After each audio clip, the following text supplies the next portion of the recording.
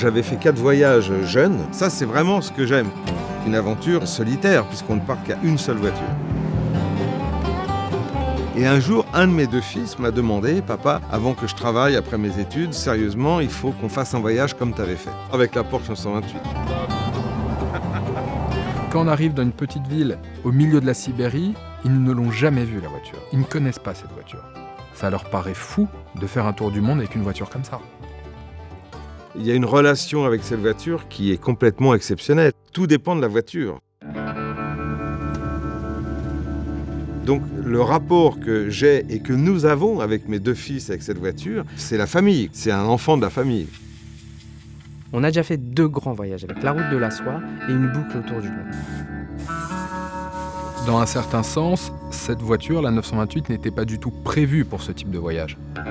Mais prendre une voiture qui n'est pas adaptée et la transformer un petit peu, mais pas complètement, pour ça, c'est toujours plus impressionnant. Sur la route de la soie, les gens étaient vraiment très surpris et très gentils. Justement, à la frontière Ouzbékistan, le douanier, il a ouvert le moteur, il nous a demandé si c'était un 2 litres. Là, quand on lui a dit 5 litres, il a fait 2 pas en arrière, il était... Et à la fin, il nous a dit, allez-y, mettez à fond, à fond, à fond. Donc on est parti de la frontière ouzbek à fond. La voiture était vraiment notre passeport, ça a été un moyen d'échange et de relationnel fantastique.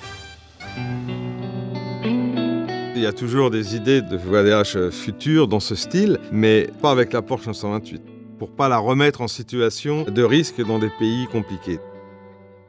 Elle a eu sa vie, maintenant elle est un peu à la retraite. Pour nous, c'est plus qu'une voiture, c'est vraiment sentimental. On est allé au bout du monde entre père et fils et c'est quelque chose d'inoubliable et d'unique. Cette voiture, on la revendra jamais.